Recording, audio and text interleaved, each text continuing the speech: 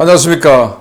신인균의 군사TV 디펜스 브리핑입니다. 자, 오늘도 아주 중요한 군사 무기 관련 소식 전해드리겠는데요. 정말 오늘 이 뉴스는 국뽕에 흠뻑 빠져버릴 그런 제목입니다. 자, 세계 최강의 공중지배 전투기 F-22, 4세대 전투기 F-15나 F-16, F-18 등등을 상대로 144대 0의 엄청난 시뮬레이션 이 전투 능력을 가지고 있는 이 F-22가 우리 한국이 만든 FA-50 초기형 블락 1에 격추됐습니다. 물론 훈련이죠. 그것도 한국 공군이 아니고 필리핀 공군이 격추시켰습니다. 이게 도대체 웬 말이냐? 정말 사실이냐? 한번 살펴보도록 하겠습니다. 사실입니다. 자, 그리고 미국의 핵잠수함 큰일 났다. 대안 찾아야 된다. 라는데 그 대안 한국 아니겠습니까? 보겠습니다. 5가지 단신을 먼저 보겠습니다. 말레이시아는 튀르키예제 카라옥이라고 하는 대전차 미사일을 도입한다. 라는 소식에서부터 중국은 075형 상륙함이죠. 배치2 건조 중인데 첫 번째 함정 선체를 벌써 완성했다. 라는 소식까지 보겠습니다. 말레이시아가 러시아제 메티스-M 대전차 미사일을 대체하기 위한 차세대 보병용 대전차 무기로 튀르키예 로켓산의 카라옥 시스템을 채택했다고 밝혔습니다. 튀르키예판 제블린이라 불리는 카라옥은 제블린이나 현궁보다 더 가볍고 더 위력적인 대전차 무기로 선전되고 있는 최신형 미사일인데요. 과연 튀르키예 주장대로 성능이 나올지 한번 지켜봐야겠습니다. 인도 정부가 다음 달 열리는 내각 국방획득협의회에서 차세대 항모 건조 사업을 첫 번째 안건으로 처리하기로 했다고 밝혔습니다. 기존에 논의되던 IAC-2 프로그램은 폐기되고 자체 개발한 비크란트급 항모를 추가 건조하는 방안이 사실상 확정되었습니다. 프랑스 다소가 4.5세대 전투기 라팔의 성능을 극한까지 끌어올린 스탠다드 F5 모델을 개발해 세계 전투기 시장에서 F-35를 밀어내겠다고 선언했습니다. 전자전 능력과 유무인 협동작전 능력을 강화해 F-35를 압도하는 가성비를 뽑겠다는 것인데 근본적으로 4.5세대인 라팔이 정말 F-35를 이길 수 있다고 생각하는 모양입니다. 비용 문제로 해리어2 전투공격기 도입 사업을 추진하지 않고 있는 스페인에서 F-35B 도입론이 재점화되는 분위기입니다.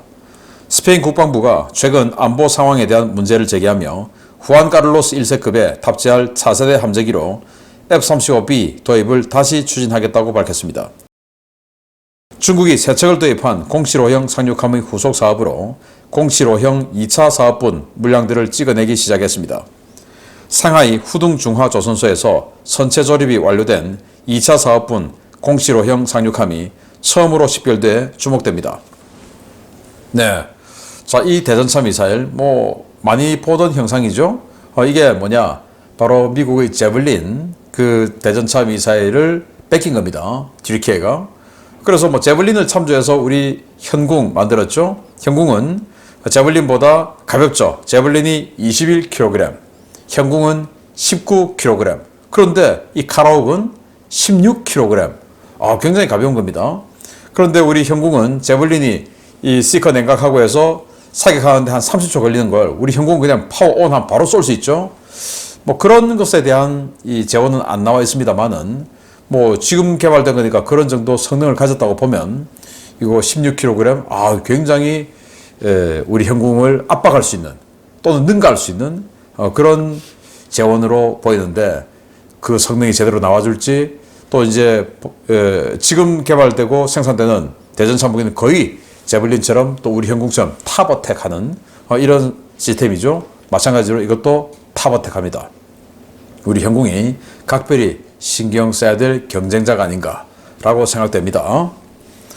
자, 인도가 원래는 이 비크란트 항모 한 번으로 국산 스키점프대 방식의 항모를 졸업하고 그리고 사출기로 전투기를 사출시키는 쏘는 이런 항모를 만들기로 했죠. 그래서 미국으로부터 전자식 사출기 도입하기로 하고 그래서 미국은 우리가 기술 줄 테니까 슈퍼호넷 해 라고 했는데 슈퍼호넷을 하지 않고 라팔로 했죠. 함재기를. 그러면 미국은 여기다가 사출기를 제공해 줄 이유가 없죠. 그래서 인도도 그걸 알고 이제 완전히 방향을 틀어서 그냥 함재기는 라팔하고, 그리고 이 비크란트 항모 이거 한 척 더 하고, 그리고는 이 라팔을 좀 쓰다가, 그리고 미그 29 도태될 시기에 그들이 만든 테자스 마크 2를 바탕으로 더 확대 개량한 테드 BF, 이 날개에 접히는 함재기형, 그거만 해서 쓰자라고 방침을 굳힌 것 같습니다. 자, 프랑스 다소가 라팔 지금 F4 올 초부터 양산하고 있죠. 그 F4를 완전히 끝판왕으로 개량해서 무인기 통제 능력, 전자전 능력 이런 거를 아주 강하게 성능을 끌어올려서 거의 뭐 F-35를 능가하는 이런 전투기로 만들겠다라고 선언했어요. 그러면서 가성비 모든 면에서 F-35를 제압할 수 있다라고 하는데, 아니 이게 어떻게 F-35를 제압합니까? 그리고 F-35보다 싸다라고 하는데 어떻게 라팔이 F-35보다 쌉니까? 근본적으로 라팔이 F-35보다 싸다라고 하는 것조차 거짓말. 그리고 아무리 이걸 전자전 능력 강화시키고 뭐 한다 하더라도 세대가 다른 스텔스 전투기에 이게 이긴다라고 하는 것은 나가도 너무 나가지 않았냐라고 생각하고, 과거에 유로파이터가 스텔스 잡는 전자망 전투기라는 책을 어느 분이 쓰셔가지고 참 논란이 됐던 적이 있는데, 지금 이 라팔도 스텔스 잡는다고 하는데 기가 막힙니다. 자, 스페인이 후안 카를로스 1세 경항모 가지고 있죠. 그런데 미 해병대가 해리어2 이 부품을 완전히 전 세계에 있는 거 싹쓸이 해버렸죠. 그리고 해리어2 라인은 닫혔죠. 그러니 스페인은 해리어2를 더 이상 운용하기도 힘들고 살 수도 없어요. 어떡하냐, 막 그냥 이렇게 있자 라고 하다가 최근에 우크라이나, 또 최근에 팔레스타인, 뭐야 이거 전쟁은 남의 일이 아니구나 이렇게 돼서, 야 지금 우리 후안 카를로스 있으니까 여기다가 F-35B 짓자 라고 국방부와 군에서 지금 목소리가 나오는 겁니다. 이건 놀려놓으면 안 되잖아. 애초에 항공모함으로 하는 거니까 F-35B 밖에 없으니까 가져오자, 사자 라고 됐는데, 또 스페인의 유로파이터 전투기를 공동 개발한 업체가 있죠. 그 업체에서는 아니 안 돼 라고 주장하는 겁니다. 왜냐, 같이 써보면 유로파이터보다 F-35가 더 좋을 거니까. 그래서 반대하고 있는 상황인데, 아무튼 뭐 방산업체가 자기 나라에 있는 거 참 좋습니다. 그렇지만 그 방산업체의 이익이 국가 이익을 넘어서서는 안 된다 라는 말씀을 한 번 더 드려봅니다. 자, 이 사진인데요. 선체를 완성했습니다. 딱 봐도 상륙함으로 보이죠? 뒤에 웰덱이 있습니다. 075형 상륙함, 4만톤급, 그러니까 미국의 와스프급을 뺏긴 그런 상륙함이 되겠죠? 그 세척을 했는데 또 추가로 세척도 한다는 겁니다. 6척, 4만톤급 강습 상륙함 6척, 그리고 2만 5천톤급 미국의 샌안토니오 뺏긴 거, 그 071형 12척, 그리고 지금 또 076형, 이건 드론 항모로 만들겠다 하고 지금 또 건조하고 있어요.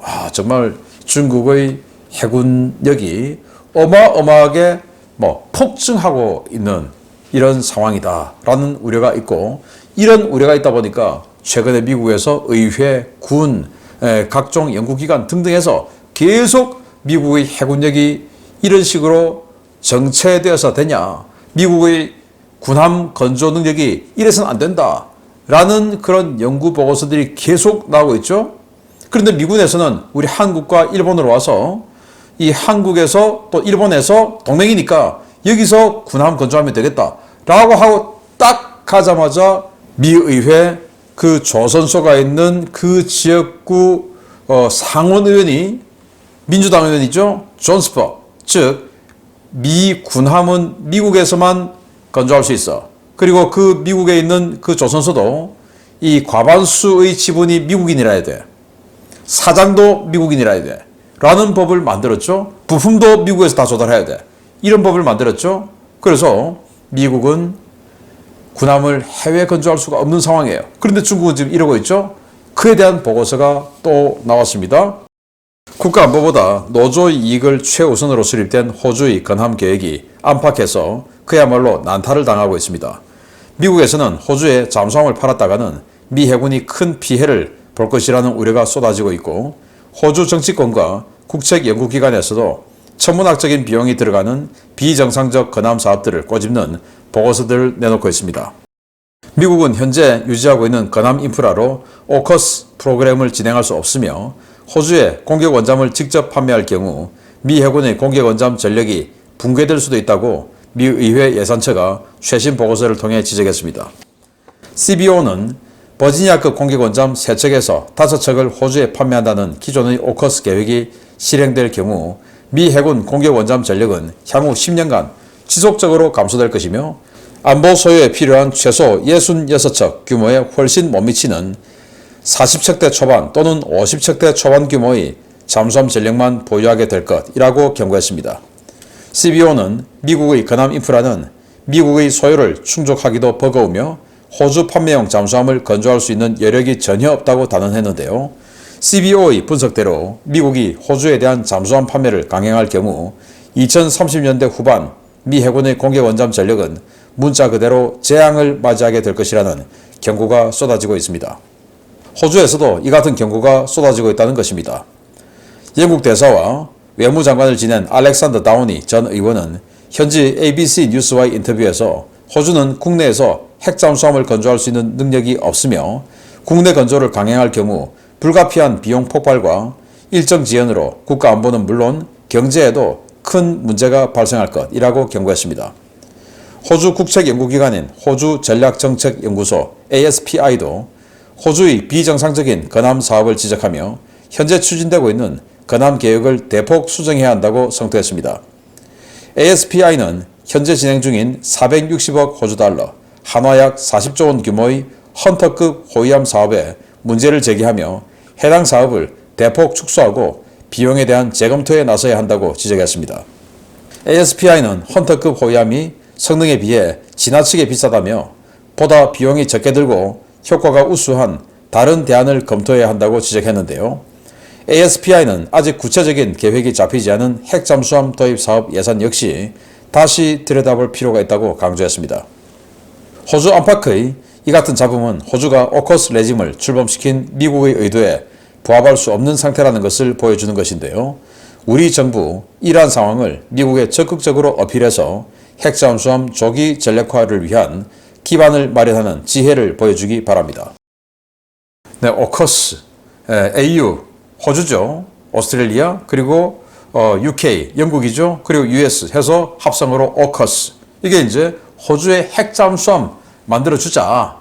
그래서 호주가 남중국해에서 중국을 탐지하고 봉쇄하는 그 임무 좀 분담시키자 하는 레짐이에요.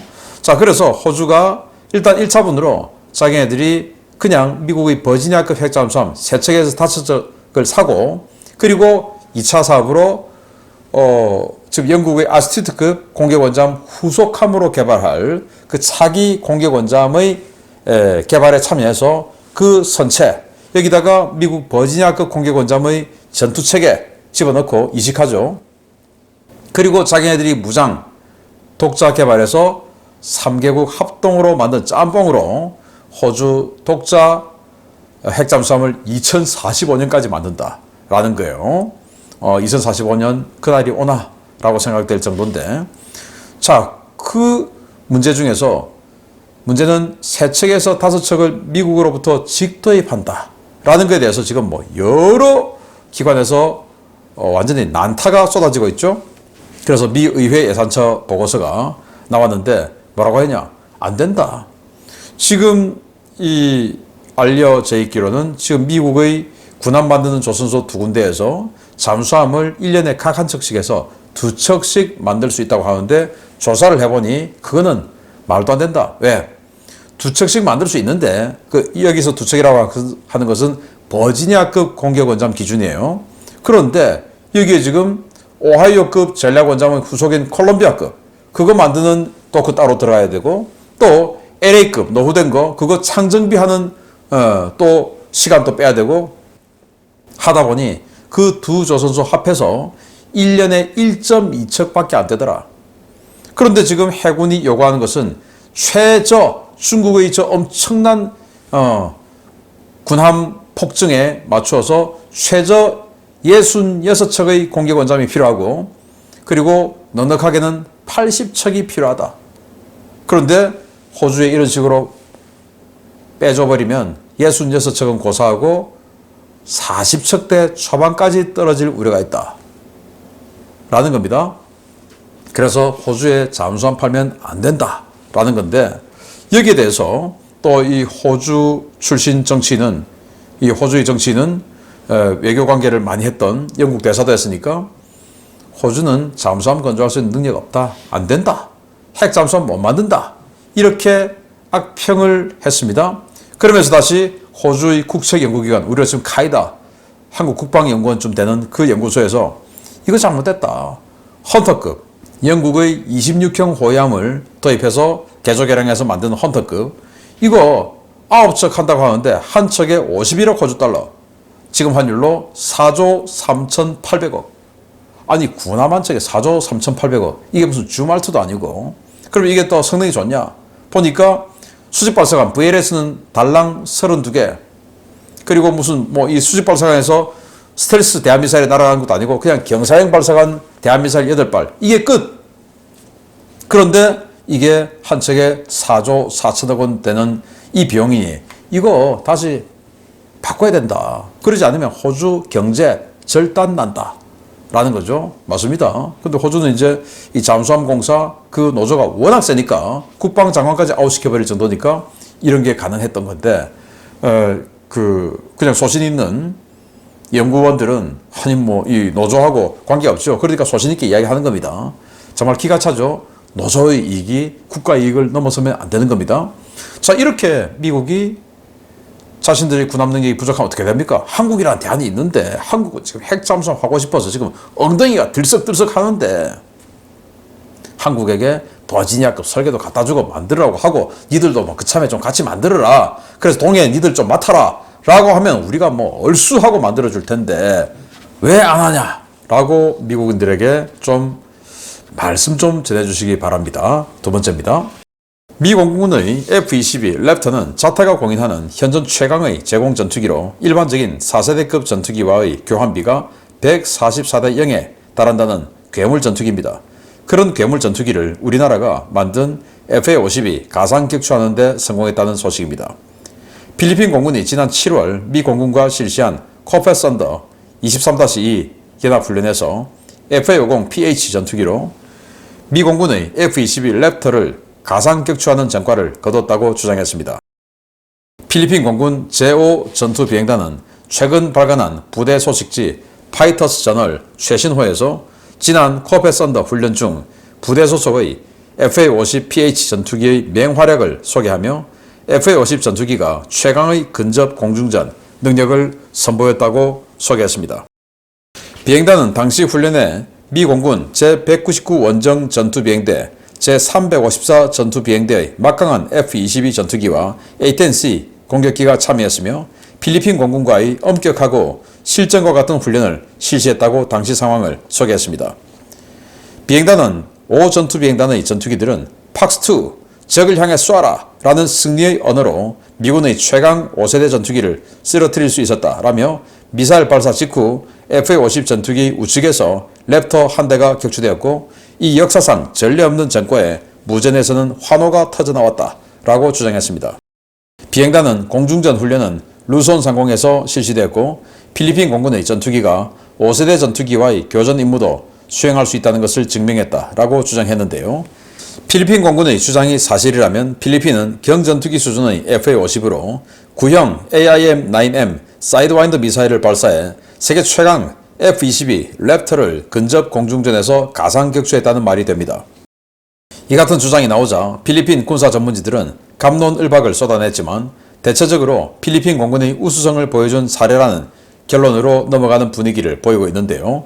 아무리 국뽕 마케팅이 중요해도 FA-50으로 F-22를 잡았다는 주장은 너무 나간 것이 아닌가 싶습니다. 네, F-22 그리고 FA-50이 같이 비행을 하고 있어요. 자, 필리핀이 미국하고 합동훈련했는데 여기에서 격추했어 라고 하면서 당시 HUD, 헤드업 디스플레이에 있던 그 영상까지 이렇게 공개하는 파이터스 저널 해당 기사예요. 여기 보시면 이 헤드업 디스플레이 HUD에 이렇게 F22가 잡혔어요. 그리고 여기 이렇게 해서 사이드와인더 각도, 특히 이제 사이드와인더 9X 같은 경우는 뭐 180도 뭐 훅훅 날아가는데 9M 이런 건 전방 일정한 각도밖에 못 날아가죠. 그러니까 이 사이드와인더 9M은 물론 뭐 그 정면에서도 사실은 재원상으로는 때릴 수가 있는데 주로 꼬리를 잡아야 되는 겁니다. 왜? 꼬리에 이제 열기가 나오니까, 엔진 열기가 나오니까. 근데 여기 보시면 뭐 꼬리를 잡았어요. 그냥 등짝을 완전히 훤히 보여주는 F22인데, 그래서 이 F22가 등짝을 보여주면서 우리 앞으로 비행을 하고 있고, 그걸 지금 이제 이런 식으로 사이드 와인더를 쐈다, 이건 겁니다. 자, 이게 사실이냐? 뭐 사실이겠죠.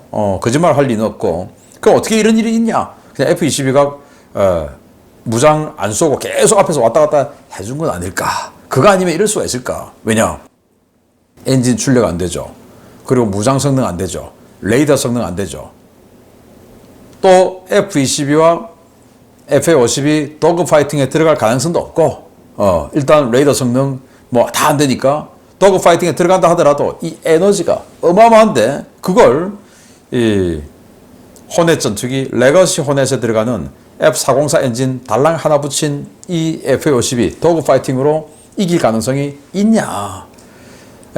9G 이상을 그냥 꺾어버리는 이 F-22를 6G, 7G 뭐 이 정도 되는 FA-52 잡을 수 있냐라는 건데, 뭐 그냥 그렇게 깊이 들어갈 건 없고, 이 FA-52 잡았다라고 하는 주장 거짓말일 리는 없으니까 일단 뭐 잡혀줬던 어쨌든 잡았다. 그래서 팍스2 이게 이제 열추적 미사일 쏠 때 하는 거고, 팍스1 이건 세미 액티브, 그러니까 스페로 같은 거 쏠 때 하는 거고, 팍스3 이게 이제 암람 같은 액티브 레이더 미사일 쏠 때 하는 건데, 팍스2 해서 열추적 미사일 사이드와인더로 잡았다, 이 말이죠. 그래서 우리 FA-50 블락 1이 기계식 레이더 장착한 블락 1이 이 정도라면, 이야, 필리핀 공군이 만약에 우리 FA-50 블락 2 사게 되면 그거 미국의 차세대 6세대 공중지배 전투기 PCA 그것도 잡을 수 있는 우수한 능력의 조종사가 필리핀 공군이 아닌가라고 생각이 되고, 이렇게 우수한 전투기이니까 차세대 전투기 필리핀이 지금 사업하고 있는데 F-16V, F-16 이런 거 보지 말고 우리 FA-50 블락 2로 사기를 바라고, 돈 좀 남을 거니까 이 지금 가지고 있는 12대 이것도 블락 2 버전으로 A사 레이더로 업그레이드하는 이 사업 1타 쌍피를 잡기를 바라는 필리핀 공군 되기를 바랍니다. 마치겠습니다. 감사합니다.